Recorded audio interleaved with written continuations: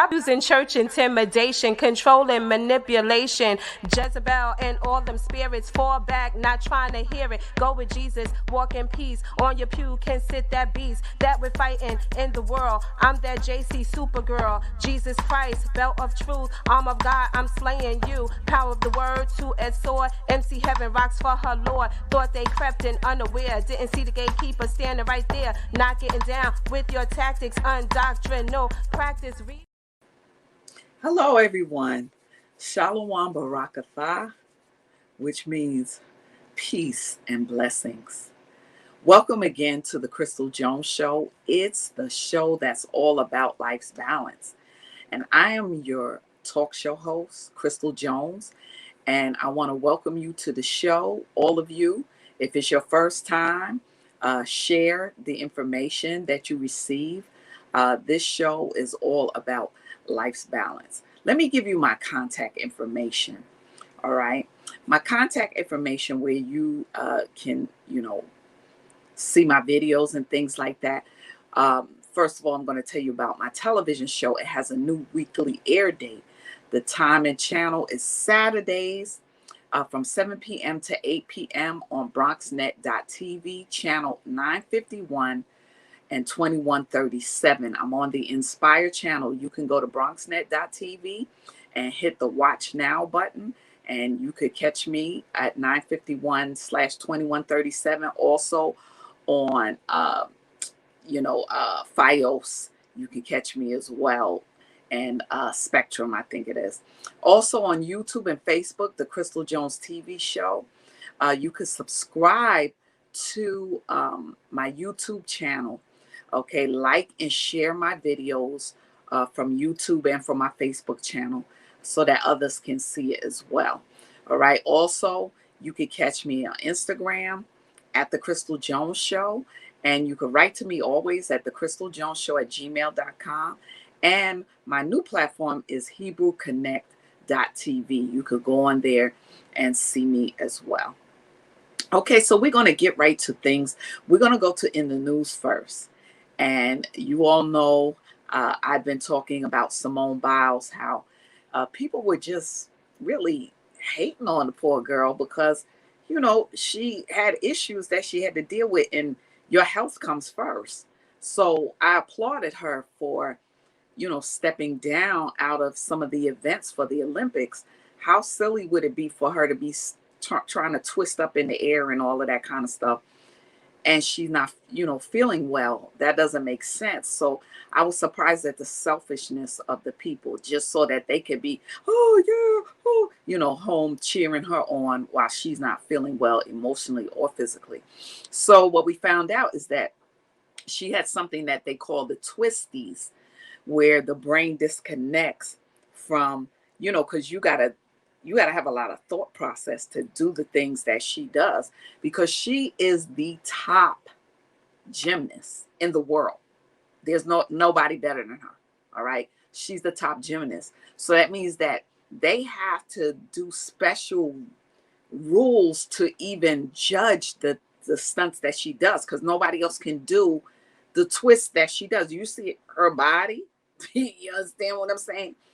She is blessed. Like I always tell you all, that melanin that we have, there's a blessing in that from God. That's why we're the top athletes.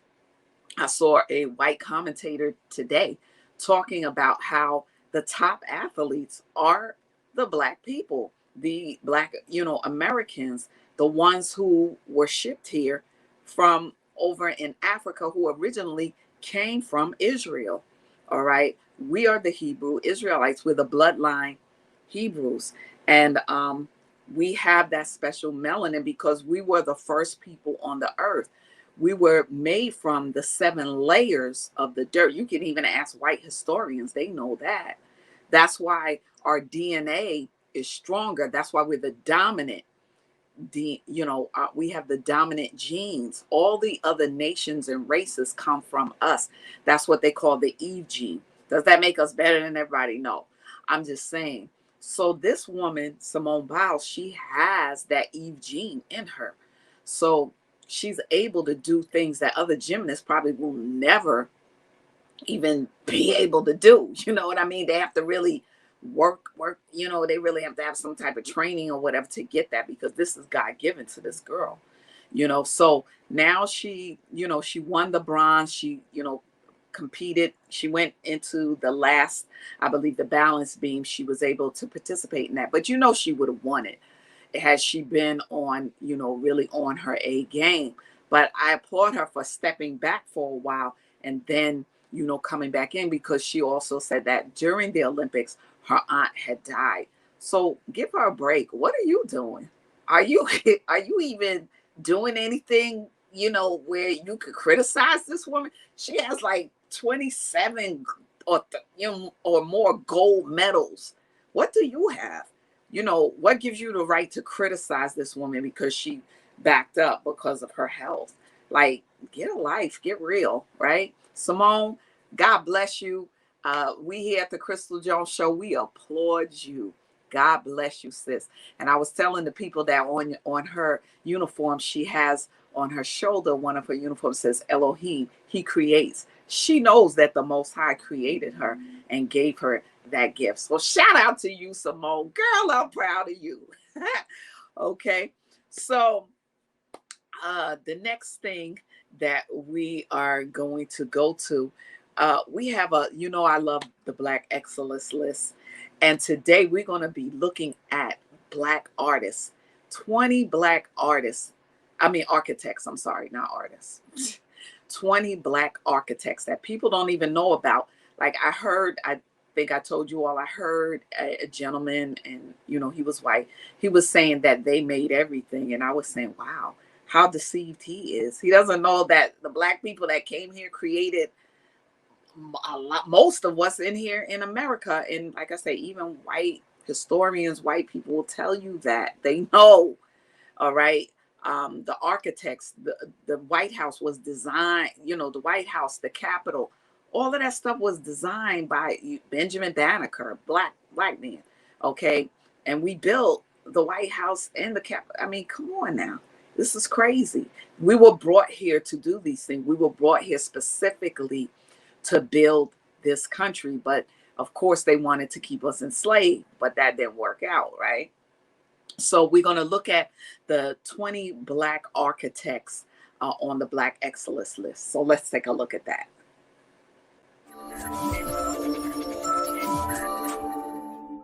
Hello and welcome back. In this Black Excellist presentation, we will highlight 20 Black architects who shaped the world. Welcome to blackexcellist.com, the site where we share Black excellence, opulence, and affluence. Our mission is to inspire you as we enlighten you. Architects beautify and reconceptualize city skylines, devise public spaces that bring art out of galleries and to the masses, and create environmentally conscious structures to preserve our planet's dwindling resources. African Americans were long barred from the architecture profession and have always faced enormous social and economic barriers. Today, African American architects and designers are individual boundary pushers, willing to disrupt convention and welcome the spotlight. And we want to celebrate the number of Black architects who have managed, designed, and constructed some of today's most admired structures. You are driven, intelligent, and unafraid, much like the Black builders who came before you. You are trailblazers in your own ways, leaving your indelible mark on the world for years to come. In this original Black Excellist video, we will be featuring 20 Black architects. So without further ado, let's get started. Number 1, Norma Sklarek, New York. Once called the Rosa Parks of architecture by AIA board member Anthony Costello, Harlem-born Norma Merrick Sklarek overcame racism and sexism to become the first licensed Black female architect in New York in 1954. The first Black female member of the American Institute of Architecture in 1959, the first licensed Black female architect in California in 1962, the first Black female fellow of the AIA in 1980, and co-founder of the nation's largest woman-owned architecture firm, Siegel Sklarek Diamond, and the first Black woman to co-own an architecture firm in 1985. As an architecture student at Barnard College and Columbia University, she was one of 2 women and the only Black student in her 1950 class, and upon graduation was passed over for several jobs until she landed a role with the Department of Public Services in Los Angeles. She collaborated often with Caesar Pelli on iconic structures such as the Pacific Design Center and the U.S. Embassy in Tokyo. Her architectural management skills ensured the successful completion of complex projects, such as the Terminal 1 at the Los Angeles International Airport. Number 2, John S. Chase, Texas. In 1950, Chase became one of the first 2 African Americans to enroll in the school's architecture program after the Supreme Court ruled to desegregate professional and graduate schools. Chase went on to become the first Black architect to be licensed in Texas and began his own practice after receiving rejections from the white-owned firms in the area. Known for modern designs and democratic public spaces, notably churches, some of Chase's most well-known projects include Riverside National Bank, the first Black-owned banking institution in the state of Texas, the U.S. Embassy in Tunisia, the Martin Luther King Jr. School of Humanities at Texas Southern University, and the Phillips House residence in East Austin. To promote the work of people of color in architecture and design, Chase co-founded the National Organization of Minority Architects in 1971. Number 3, Harvey Bernard Gantt, North Carolina. Born in 1943 in Charleston, South Carolina, Harvey B. Gantt fused a love of urban planning with the policy decisions of an elected official. He earned a bachelor's degree from Clemson University in 1965 after a federal court sided with him, allowing him to integrate the school as its first Black student. He then went on to the Massachusetts Institute of Technology, MIT, to earn a Master of City Planning degree, and later moved to North Carolina to begin his dual career as an architect and politician. Gantt's political life also began in North Carolina as he moved from a member of the city council to become the first Black mayor of Charlotte. From building the city of Charlotte to becoming mayor of that same city, Gantt's life has been filled with victories in both architecture and democratic politics. Number 4, J. Max Bond Jr., California. Undoubtedly the most significant Black architect in New York during the 20th century, Bond's impact was the result of decades invested in increasing the visibility of Black art and history. Bond was born in Louisville, Kentucky in 1935 to a family entrenched in communities of higher learning and social activism. He was educated at Harvard University, where he was awarded a bachelor's degree as well as a master's degree. He ignored advice from a Harvard faculty member to give up the professional pursuit of architecture due to his race, overcoming barriers in what was at the time a white profession. Bond would eventually design several government buildings, including the Bolgatanga Regional Library. He co-founded the architectural firm of Bond Ryder and Associates, which was responsible for the design of the Martin Luther King Jr. Center in Atlanta and the Birmingham Civil Rights Institute, as well as Harlem's Schomburg Center for Research in Black Culture. Bond was responsible for the museum component at the National September 11 Memorial and Museum at the World Trade Center site at the time of his death. Number 5, Robert R. Taylor, North Carolina. Born in Wilmington, North Carolina, a 20-year-old Robert R. Taylor traveled to Boston to sit for the MIT entrance exam, determined to study at the University School of Architecture. 4 years after passing the test, he became the first academically trained Black architect and the school's first Black graduate. Growing up in North Carolina, Taylor worked as a carpenter and foreman for his prosperous father, Henry Taylor, who was the son of a white enslaver and a Black woman. During his course of study, he met Booker T. Washington, who later recruited Taylor to lead the industrial program and campus expansion at his Tuskegee Institute, an African-American vocational school in Alabama that is now a designated National Historic Site. Over his lifetime as an educator and architect, Taylor designed more than 25 buildings on the Tuskegee campus, including Washington's own home, as well as libraries, housing, museums, and other academic buildings in North Carolina, South Carolina, Ohio, Arkansas, Mississippi, Virginia, Tennessee, and in Liberia. The architect died suddenly on December 13, 1942, while visiting Tuskegee Chapel in Alabama. In 2015, he was honored by being featured on a stamp issued by the U.S. Postal Service. Number 6. Beverly Lorraine Green, Illinois.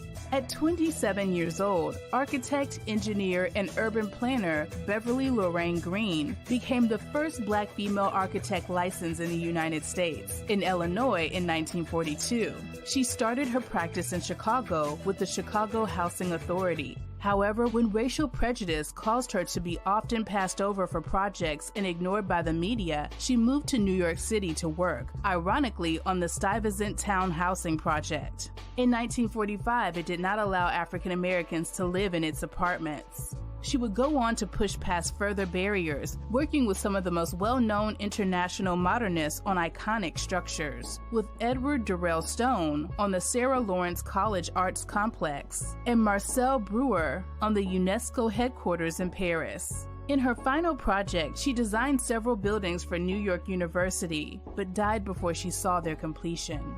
Number 7. John Warren Matusami, Illinois. After graduating from the Illinois Institute of Technology in 1948, where he studied under Mies van der Rohe, John Warren Matusami began a fruitful architecture career in the greater Chicago area. One of Matusami's most high-profile commissions was the headquarters for Black publishing titan John H. Johnson's growing media empire, which included Ebony and Jet magazines. Inside the stone-clad structure, colorful walls and psychedelic carpets exuded energy, celebrating Black culture and commerce. Today, it remains the only downtown Chicago tower designed by an African American. The city landmark, still known to many as the Johnson Publishing Building, is currently undergoing a conversion into rental apartments, though the emblematic Ebony Jet signage will remain. Number 8. Moses McKissick III, Tennessee. The grandsons of an African-born enslaved man and trained builder, Moses McKissick III and his brother Calvin followed in family footsteps. After studying architecture via correspondence courses, the Tennessee-born siblings became the first, Moses, and second, Calvin, Black architects licensed in their home state in 1922. Together, they formed McKissick & McKissick in Nashville, Tennessee, the nation's first Black-owned architecture firm, and the oldest still in operation today.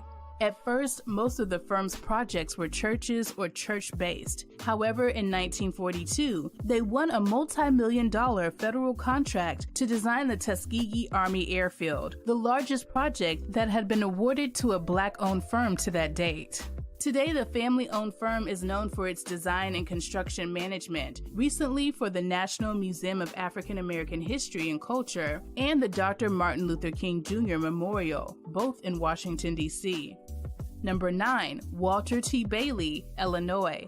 Born in the small town of Kewanee, Illinois, Walter T. Bailey was the first African-American graduate of the University of Illinois at Urbana-Champaign in 1904 and went on to become the first licensed African-American architect in the state. Between 1905 and 1916, Bailey helmed the Mechanical Industries Department at the Tuskegee Institute in Alabama, where he designed several buildings on campus before leaving the university to open his own practice, which focused mostly on commercial projects, churches, and renovations, including contributions to what is currently called the Pleasant Street Historic District, a hub of the African American community in Hot Springs, Arkansas. Bailey's last major project was the now landmark First Church of Deliverance in Chicago, an unconventional art modern building clad in glazed terracotta, which he completed in 1939.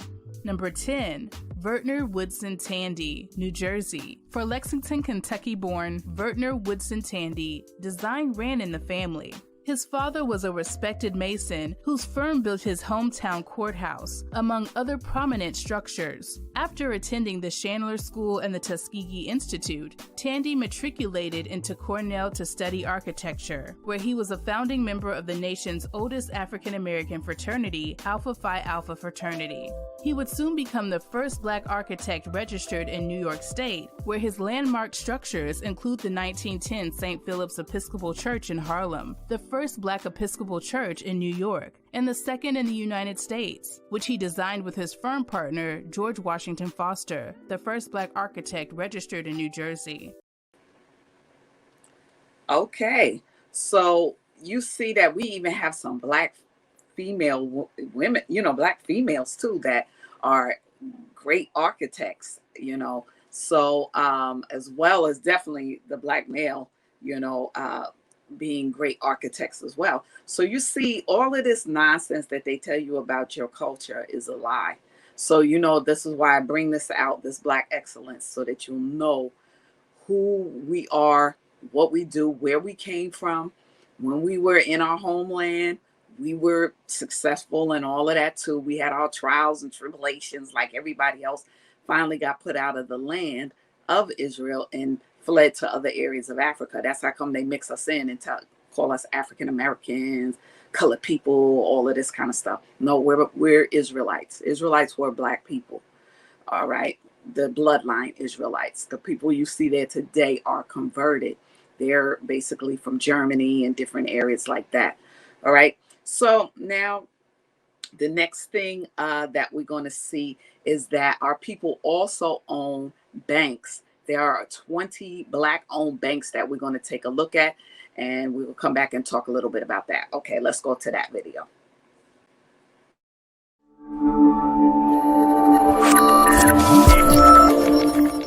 Hello and welcome back. In today's Black Excellist presentation, we will highlight 21 Black-owned banks. Welcome to BlackExcellist.com, the site where we celebrate Black excellence, opulence, and affluence. Our mission is to inspire you as we enlighten you. African American spending power is over $1 trillion a year. Let me repeat, our yearly spending power is over $1 trillion. However, the collective assets of all Black-owned banks combined is only $4.7 billion. Sadly, that is not even 1% of our massive spending power. Let's give some context here.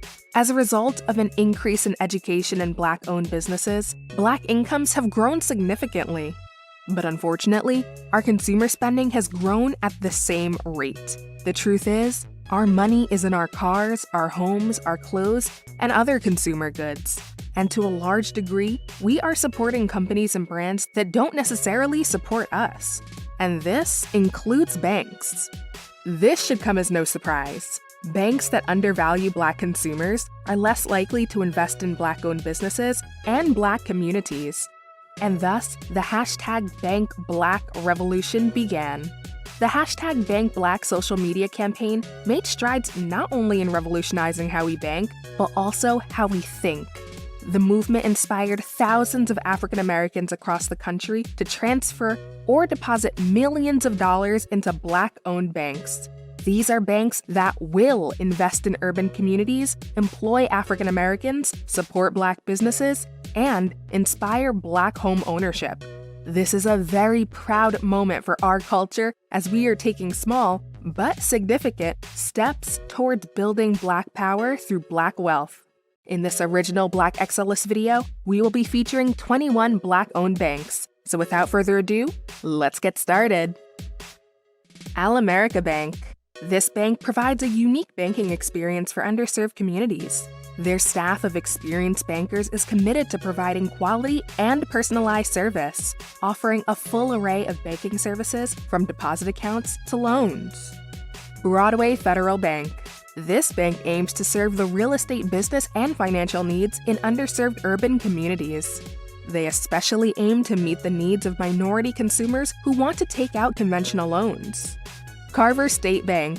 Established in 1927, this bank has remained a financial services leader for all sectors of the Savannah community throughout its 85 years. It is the only bank in the area with an outstanding Community Reinvestment Act rating. Citizens Saving Bank and Trust Company.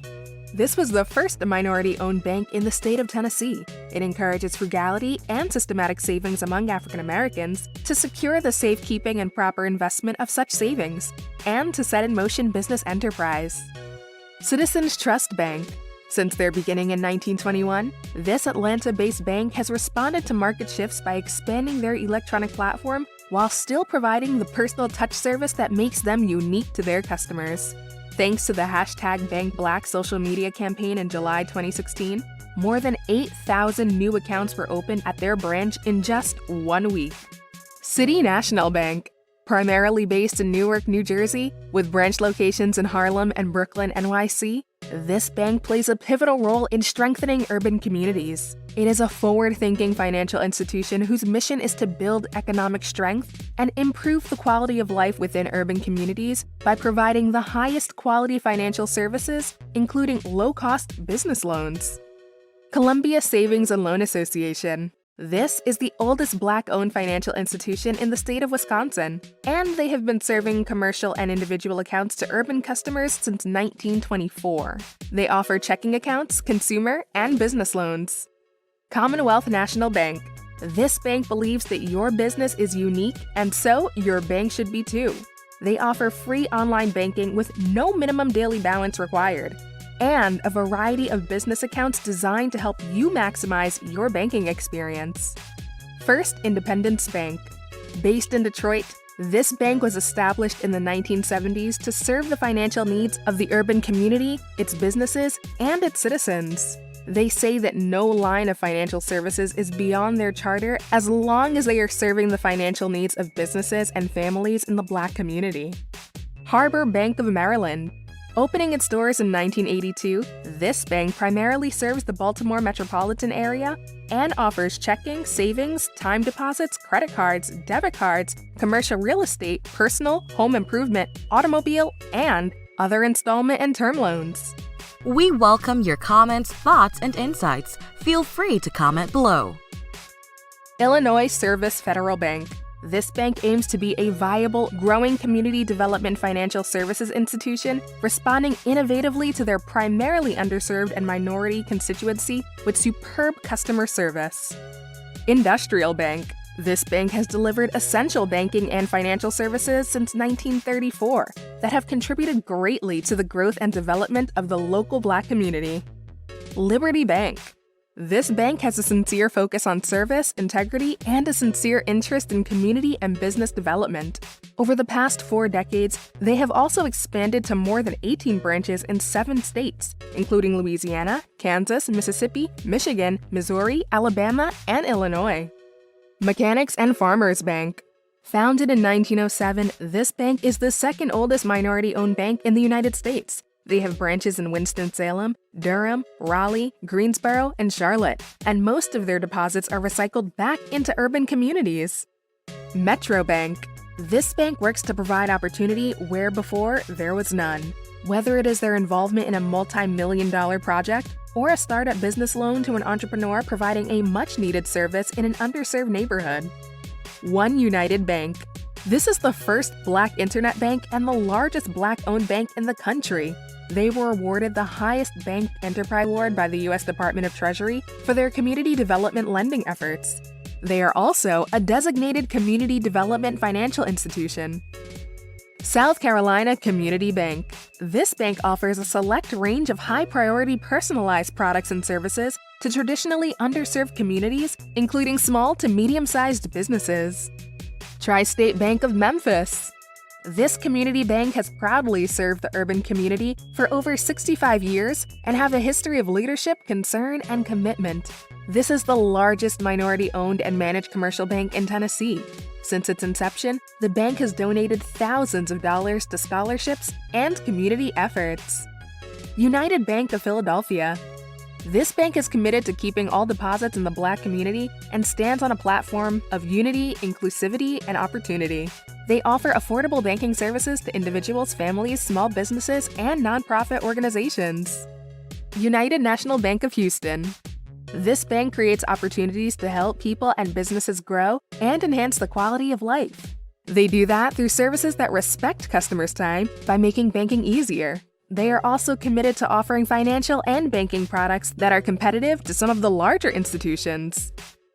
We appreciate the fact that you stayed with us until the end. Thank you for spending time with us, and don't forget to like this video. Also, make sure you subscribe so that you never miss a video. Bye for now. We will see you tomorrow.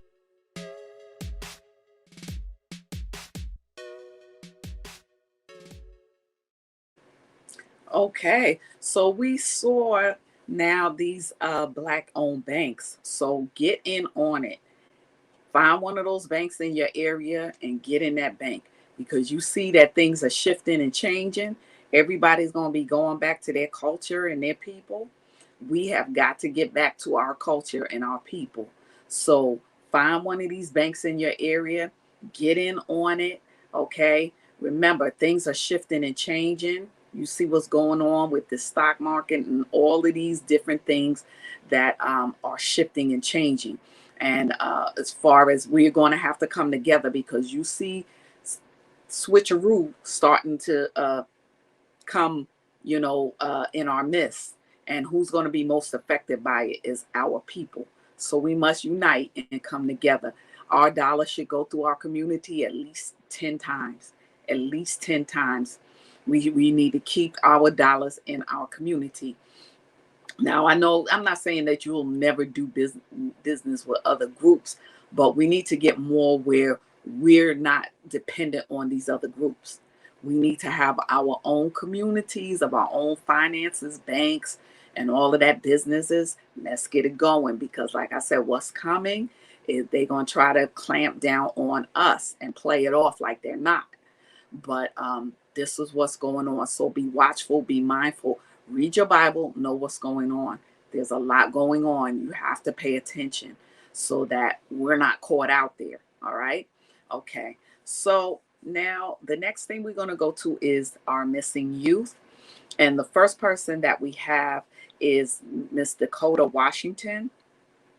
Okay. She's been missing since July the 22nd. All right. She's been missing from Buffalo, New York. She's 16 years old. She's a Black female. The color of her hair is black. Her eyes are brown. She's about 5'7", and her weight is 160 pounds. Okay, if you know anything about her missing, please contact missingkids.org and or your local police department. Let's get her back home to her family. Okay. Let's see, the next one that we have on the list, I believe it's Christina Aquaviva, right? Christina Aquaviva. I'm sorry, I'm pulling up the rest of her information here, so give me a minute. Yeah, Christina Aquaviva. It's coming up now. Sorry. Okay. She's been missing since July 9th of this year, 21. She's from Brooklyn, New York. She is 16 years old. She's a biracial female. Her hair color is brown. Her eye color is green. She's 5'2", and she weighs 115 pounds. Let's get Christina back to her family. All right. Same thing, missingkids.org or your local police. And the last one, but not least, that we have on the list, we have Sierra Mislock. All right.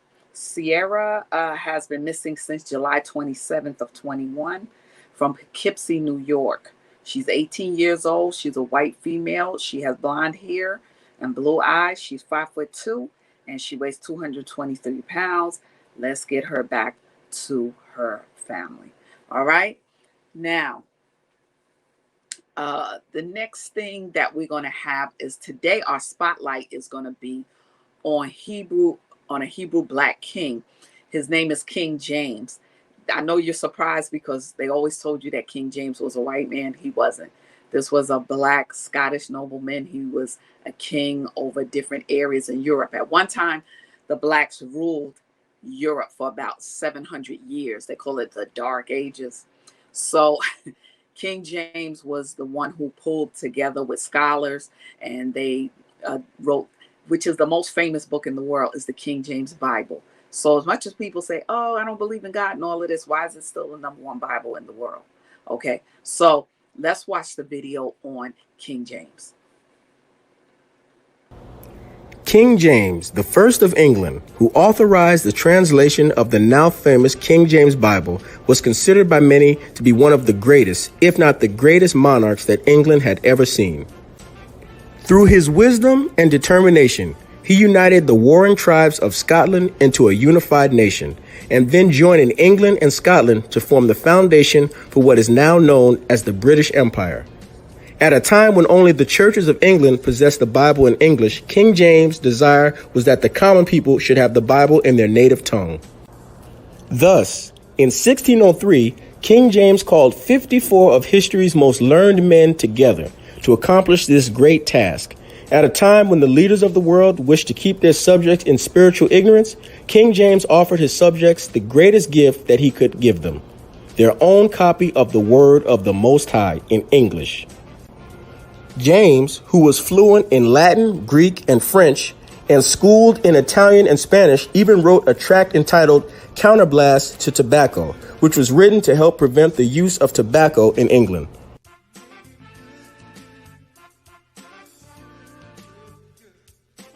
King James was a king of Great Britain, Scotland, and Northern Ireland. King James was a black man, and the King James Bible is named after King James I of England, who lived from June 19, 1566 to March 27, 1625. The established church was divided during this era. In 1603, King James called a conference in the Hampton Court in an attempt to resolve issues. As a result, a new translation and compilation of approved books of the Bible was commissioned to resolve issues with translations then being used. For example, the Geneva version contained controversial marginal notes that proclaimed the Pope was as an antichrist.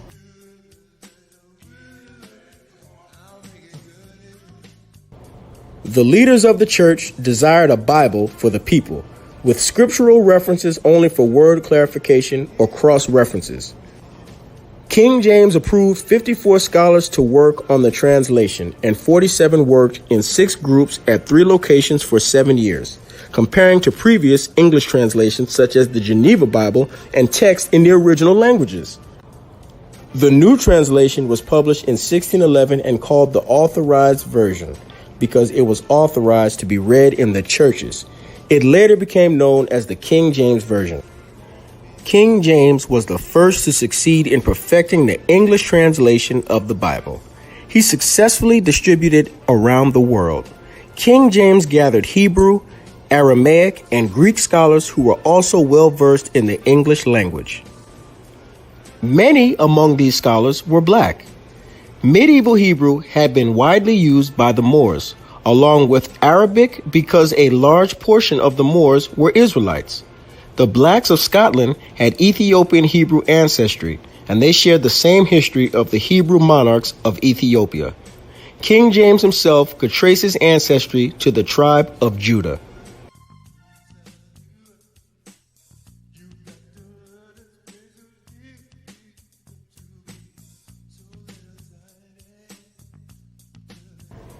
The name James, meant to supplant, was interchangeable with the name Jacob. In Europe, the letter J was not used until the time of King James, whose team of scholars, who included some of Hebrew extraction, was responsible for its introduction in the English alphabet. Names like Judah and Jesus were pronounced as Yahudah and Jesus, respectively, until the time of King James. This is something that many of our subscribers and viewers of this channel have pointed out in previous videos in the comment section. The King James translation had a significant influence on the English language and was widely accepted as the standard English Bible. Because of the project being overseen by King James and the care and precise attention to detail during this 7-year translation, the King James Bible was considered one of the most accurate translations in existence. This black king was the first to sit on 3 thrones at once, which was Scotland, England, and Northern Ireland. The King James 1611 Bible also included the Apocrypha. For various reasons, 14 books were subsequently taken out of the 1611 King James Bible. Thankfully, the 1611 King James Version is still available, which includes the Apocrypha. We would also like to point out that the Moors settled in Spain and southern Europe in 711 CE. Significant numbers of black people found their way to northern Europe countries such as Scotland, Ireland, France, and Denmark.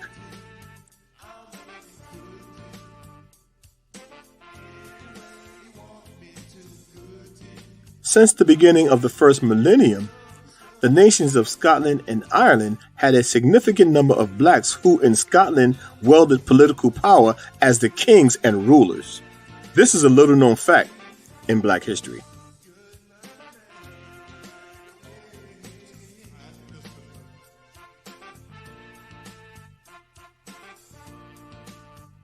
In 1565, Queen Mary was married by her cousin, a black Scottish man of the royal family who was called Darnley.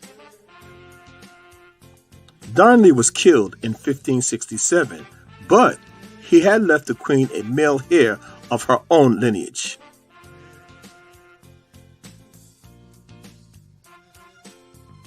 Queen Mary's son James was born a few months before his father's murder. Thus, he became the first king of England. James VI was therefore the son of a black man and a colored woman. We often hear about black royalty in Africa, but it is a little known fact that there was actually royalty in Europe as well. Yes, folks, King James, the translator of the Bible, was a black man.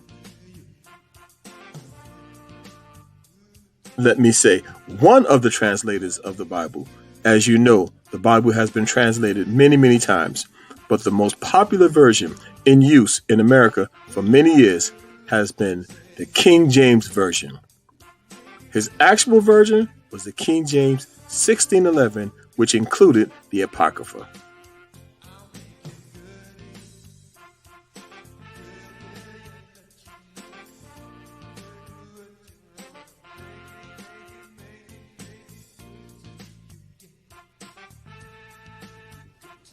The Black Excellence and Abundance Channel, where Black history is every day.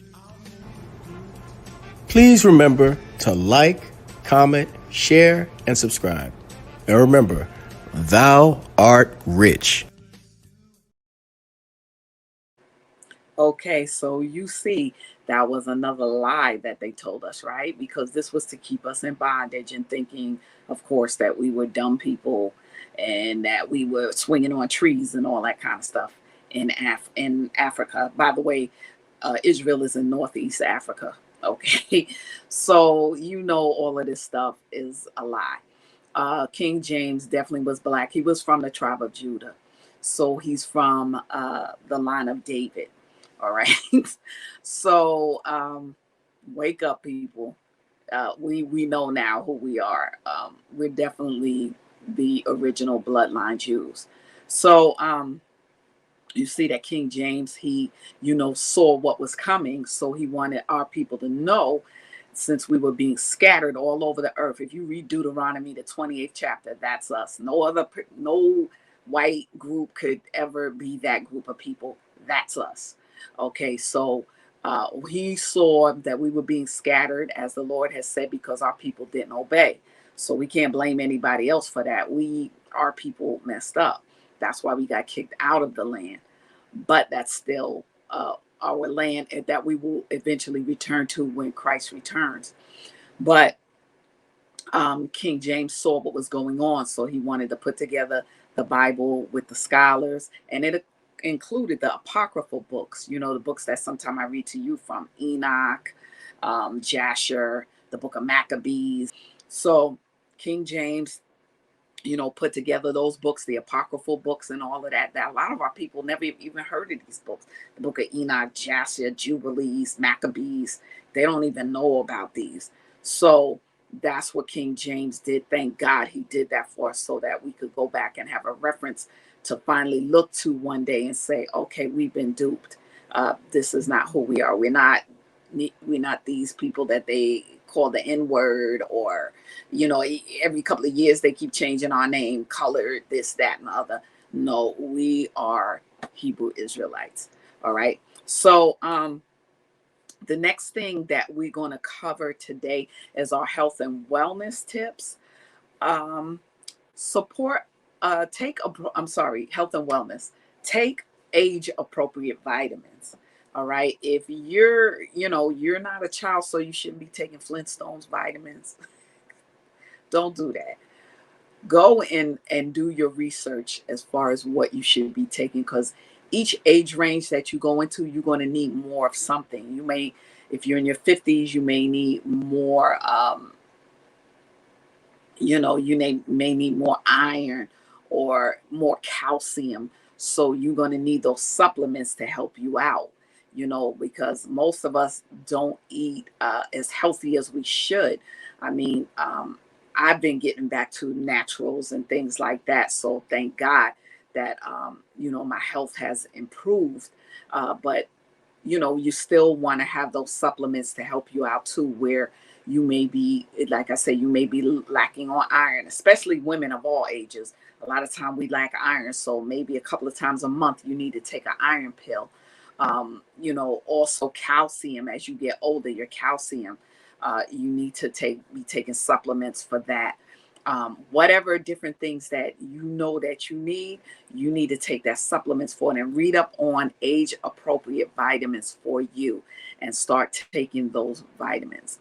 All right, that's the health and wellness tip for today. Next, we're going to go to our business tips. Okay, the business tip is support other businesses. For us, support other Black-owned businesses. Support one another so that we can move on into our, own, like I said, our own communities and things like that. If you don't live in a Black community, you should be doing business within the Black communities. We have many of them. I've shown you over the weeks the different areas that have Black communities where people are thriving, making six-figure salaries. And even through this pandemic, you have so many Black people that have been starting businesses that were never thought of before. So, look on YouTube and see what things that might be good for you to do as well. But support other businesses, link up with them and help one another so that we can, get to where we need to be. I'm so glad to see that we have so many more Black communities that are, doing and thriving so well. And, as much as they talk so negative about us, put their lives to shame. We are a blessed people. God blessed us when we were over in Africa, over in Jerusalem, wherever we have been blessed people. Back there, we were doing architecture, okay? So don't believe all the lies that all our people going to jail and all this kind of stuff. If anything, half of our people that are in jail shouldn't be there, because why? They target us, because the Bible said we would be hated in all these different nations. We would, go through this because of what our forefathers did, that angered God, but that he would bring us out of it. So we're coming out of it now. And God is blessing us. So let's keep it up. Let's do what's right and come back to the laws and commandments of the Lord our God. All right. So now we're going to go to our lesson of the day. All right. And we're covering the feast of the Lord. This is as we were coming out of Egypt, when we, the Lord got us out of Egypt under Pharaoh, which were Black people as well. That's the land of the Blacks, Africa, right? So when we were coming out of that particular bondage, because we've been in many, oh God. So when we were coming out of Egypt, the Lord was showing us how to do. And remember, we're going to be going through a wilderness experience again. All of this that you see amping up is just preparing us for that time. That time is coming where we're going to be separated from people, and we're going to go into the wilderness. The Bible tells us of it, how, we're going to go into that wilderness different ways. And when we go in there, we're going to come again and be joined together, but God is going to try us under the rod, because he wants us to come back to his laws, his commandments, and his ways. And we have to prepare for Christ to return so that we can go back to Jerusalem, where he will rule and reign as priest and king. And we will be his people, and we will gather the nations to come and serve the Lord in spirit and in truth. All right. So now, these are the feasts that we're supposed to be celebrating, not these other pagan feasts that are about idol gods. Now, we're going to go to Leviticus, the 23rd chapter, and we are going to start in Leviticus 23, the 10th verse. All right. Now, all of this, the different feasts that I've been talking about lately fall under Passover. Okay. So, the one that we're doing today is called the Feast of First Fruits. All right, the Feast of First Fruits. And remember, all of this was a foreshadow of Christ. All right, so the Passover represented when we left Egypt. The Lord said for us to eat, the lamb, and the blood from the lamb we would have put on the doorpost, so that the death angel who was coming to take out the firstborn of Pharaoh's people of Egypt, that would be the last plague put upon them, so that they would finally let us go. So the Lord said, when I see the blood, I will pass over you. So Christ, when he came and died, he shed his blood. He was the sacrificial lamb for us to cover our sins if we return to him and do the laws and commandments of the Lord, right? That was that's what Christ, represented in the Passover. All right. So now we have also, last week I covered unleavened bread. We're supposed to eat bread that was unleavened. So Christ's body represented unleavened bread because he was without sin. All right. So that was the foreshadow of Christ there. Now, Leviticus 23:10 says, speak unto the children of Israel, and say unto them, when ye be come into the land which I give unto you, and shall reap the harvest thereof, then ye shall bring a sheaf of the first fruits of your harvest unto the priest. And he shall wave the sheaf before the Lord to be accepted for you. On the morrow after the Sabbath, the priest shall wave it. So this is what would happen, as the Lord said, when we come into the land, because we were in the wilderness at that time, living in tents and stuff like we're going to be doing again. All right. So we were living in tents and stuff like that. So he was saying, when we come into the land which he was a gift to us, which was Israel at the time, that's where he was taking us to, and where he'll be taking us again. So he was saying that this was I'm sorry, I just want to make sure I can see. Okay. All right, because I didn't see that. Okay. All right, so I just got a little bit of time left. That's what I was trying to see. Okay, so the land that he was bringing us into at that time, what he was saying was, this is what we should do, as far as when we come into the land and we plant and all of that, because that's what we were doing. We grew our own food and everything like that, right?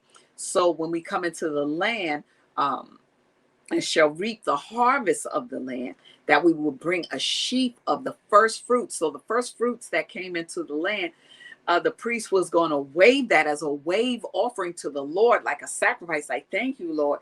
This is our food that you give us. Thank you for giving us this day our daily bread, right? Like the prayer says, the Our Father, and give us, this day our daily bread. So the priest was to wave that offering.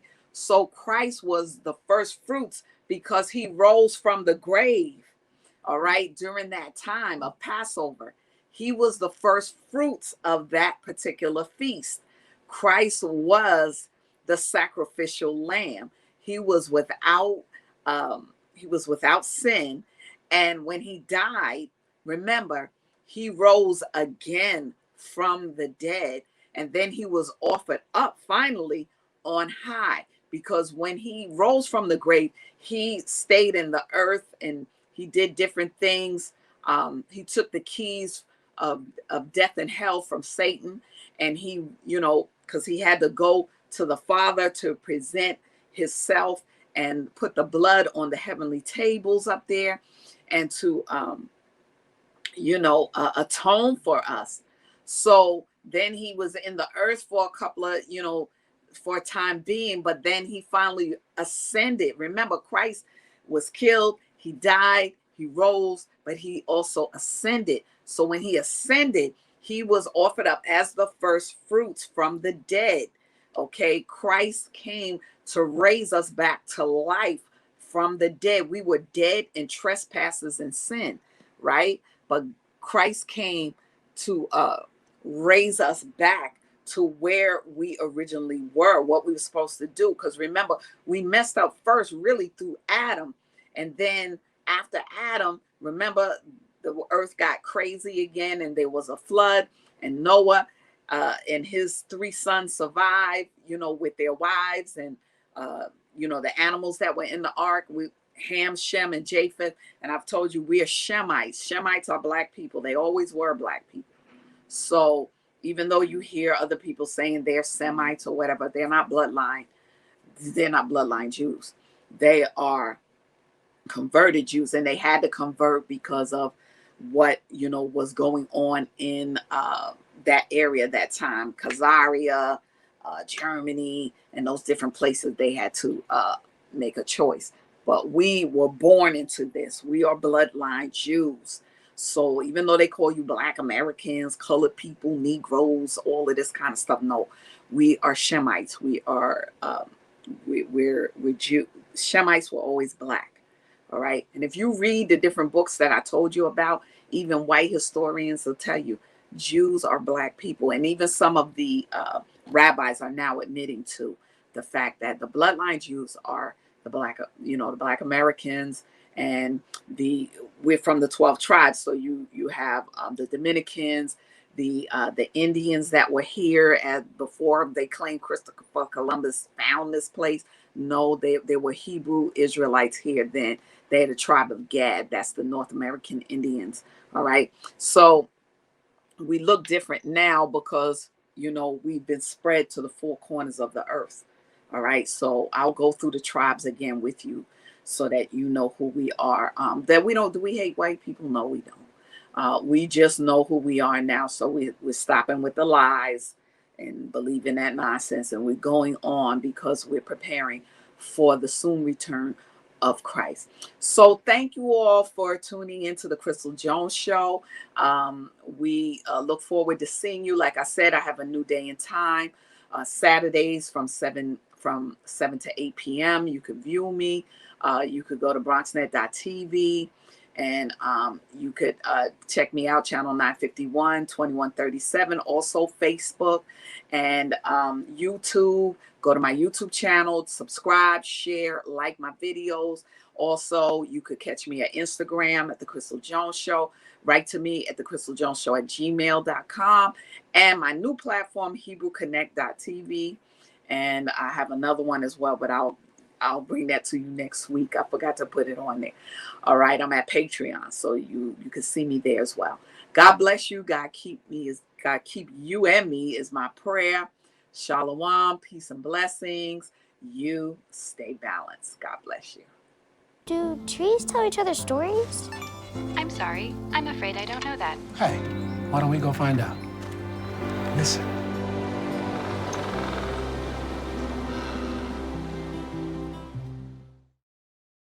Stop using church intimidation, control and manipulation.